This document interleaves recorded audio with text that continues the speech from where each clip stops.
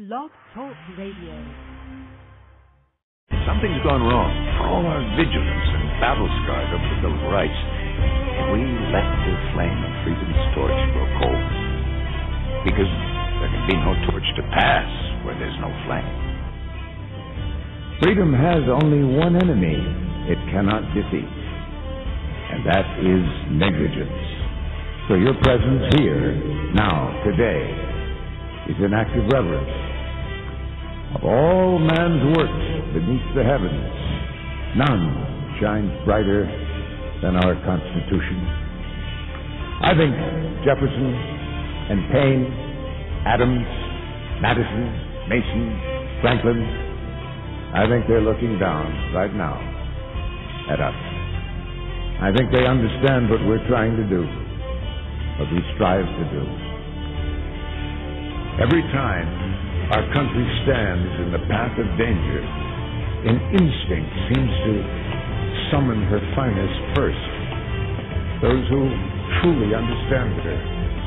When freedom shivers in the cold shadow of true peril, it's always the patriots who first hear the call. When loss of liberty is looming, as it is now, the siren sounds first in the hearts of freedom's vanguard. Good evening, everybody. This is Joe Joseph. Alongside me tonight are my cohorts in crime, John King and A.C. Griffith.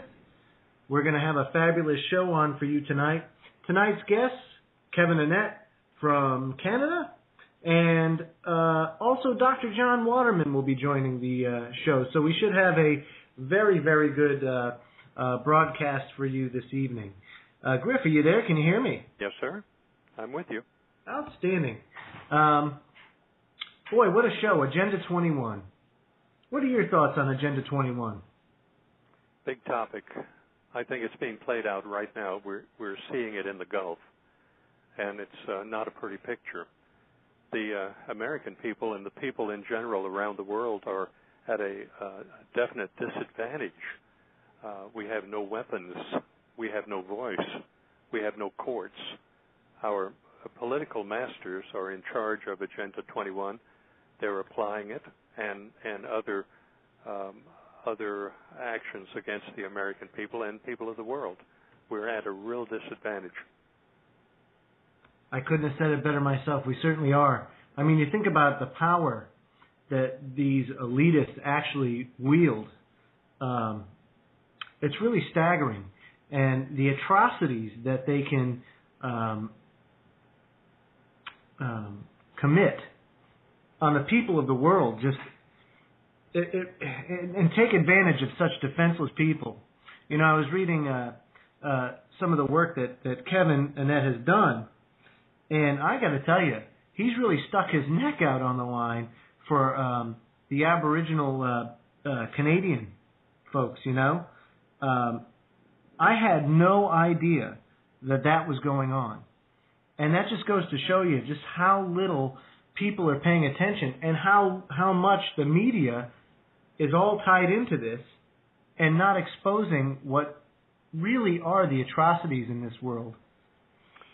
That's why the media is going out of business. People are not paying attention to them anymore because there's no news coming forth from radio, television, or the printed press. They're not reporting anything anymore. You get more information, accurate information off the Internet than you can all the media put together, Joe. No, you're absolutely right. I totally agree. Now, I know we have one of our guests on the line, and I wasn't able to screen him, so I'm just going to bring him on. Which guest is online? You're live.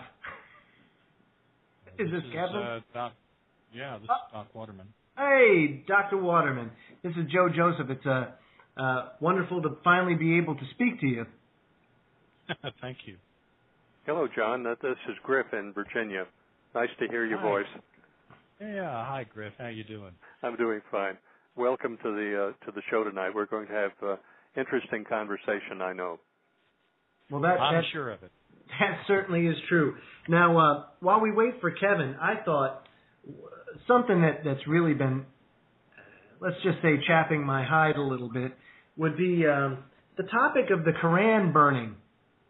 You know, I noticed this afternoon that the pastor has decided to call it off. And I just wanted to get your guys' thoughts on that. What do you think, Griff, of the whole Koran burning escapade?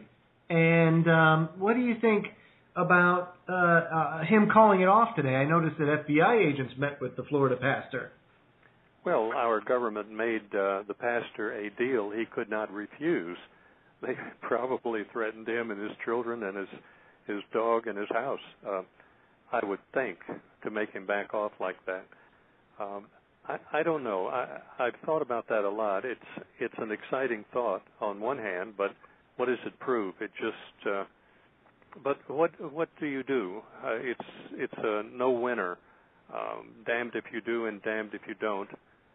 They can burn the American flag and the Christian Bible, but you can't do anything back. Well, I don't know that anything would be proven by burning it, but then again, it would certainly be satisfying, wouldn't it? Yeah. I guess you could say that. My thing is this, you know, do we have the right to do that? Absolutely. We most certainly have the right to burn whatever we want, however we want it. The question that comes into mind is you're dealing with people that have pretty much been in a consistent religious warfare mode now for how long? Thousands of years? At least. Exactly. So I mean, you're not dealing with the people that we typically deal with. And I'm interested to hear what you have to say on the whole matter, Dr. Waterman. You know, this is an interesting topic because it has several faces, and it's kind of convoluted on how you could come about a conclusion, figuring out what is going on here. But let me kind of get real simple. First of all, if I were to get up and to burn a Koran, nobody'd hear me. There wouldn't be an issue. So the point that I'm trying to make here is the only way this became an issue was that it became very mainstream. Mm-hmm. I mean, I knew about it because of the fact that it was brought up by mainstream media, and of course somebody picks it up, puts it on alternative, and then of course we go to that site and we see the mainstream news is talking about this fellow that's going to burn this thing, and then we have General Petraeus saying, "Oh gosh, that could create trouble for troops." And if that's all it takes, we probably ought to get us another general, you know, because if he can't handle burning the Koran, we're in trouble. The point that I'm trying to make is he didn't create the problem. The problem was created. Who knows why he decided to do this and who picked up on it and how it got so mainstream newsed, if you understand what I'm saying. Because it can't be an event that becomes so political until it became mainstream, so it was their choice. So nothing happens accidentally. And so I'm looking at it from the standpoint of the fact that it was probably planned. Now, that does not mean that he's part of that plan. He might have just been this innocent mule that they used. Right. And so what would the end be? Well, you know, that all fits like Griff says. This all fits into the UN's Agenda 21. Now, I've rubbed shoulder to shoulder. I was, after I got my doctorate, I went to the training for a couple years in biological medicine, alternative biological medicine, through the Marion, through the American, or the Marion Institute, and it took 2 years. But we rubbed shoulders with a lot of good people there. In fact, there was a lady, believe it or not, from Kenya that was given the Nobel Prize. Now, she had something that she launched called the Green Belt Movement, and here's what it was. This lady, it's a black lady that was over here and had the fortune of being able to come over to America to go to school, college actually, and then went back. She found all these people all over Africa. Men were beating their women for not being able to cook their meals. Well, there was no trees to burn the to burn to create a meal and cook it, so it wasn't basically their fault. And then they put them all through these Freudian schools of, anger management. That didn't help. So she decided they'd plant trees. Well, that worked. They got trees, they had wood, they didn't get the women beat up anymore. The bottom line is she won a Nobel Peace Prize for it. Now, this last event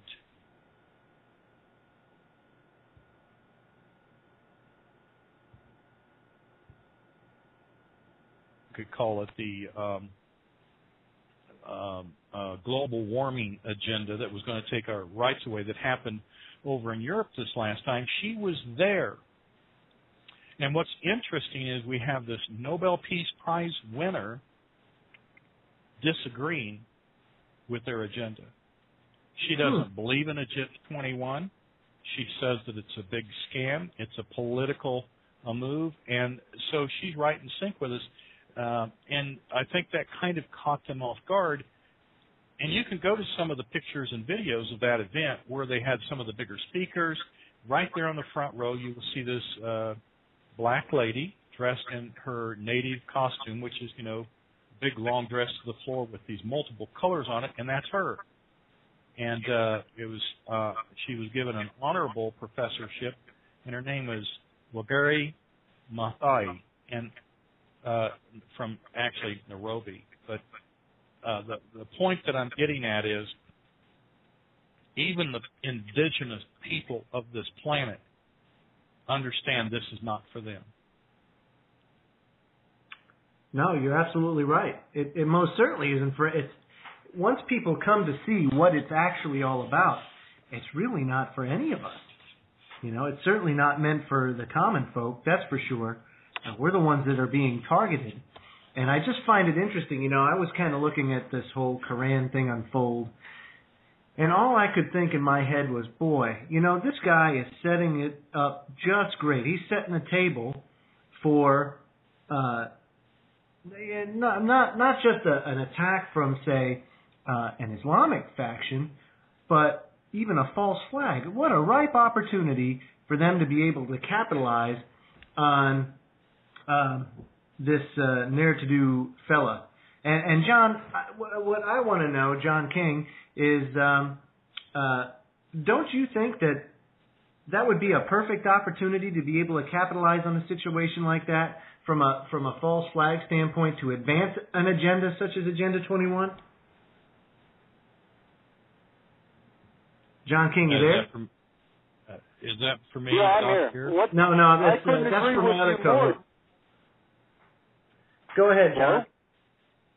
I couldn't agree with you more, Joe. I mean, what better enemy to give the world than one that holds a grudge for several thousand years? You're right. You're absolutely right. Griff, what do you think? I think we're coming into a time when there are few answers to many of the problems facing us. I don't know that there are any good answers to any of these dilemmas. I'm just at a loss to. I've been in management. I know fundamentals of management and how to do these things, but there are no good answers facing us. Just the Agenda 21, if it's put upon the people of the world by the managers of the herds, what recourse do we have? I don't know that we have any recourse. Our courts have been taken away. The judges are worthless. The attorneys are worthless. You have not enough money to take it into court, and if you did, you would probably lose anyway. So what is left? If you look back at all of the wars that have been fought, all of the revolutions and so on, that is seems to be the ultimate answer. You grab your powder, keep it dry, and grab your gun. I don't know of any other answer to confront these things facing us. No, you're absolutely right. And, you bring up a good point about how the courts, they're not there for us anymore. The attorneys are, I think when we talked earlier, you called them mercenaries. And that's exactly what they are. But it brings up something else that I was made aware of today. And thank goodness we've got Dr. Waterman on, because I'd love to really get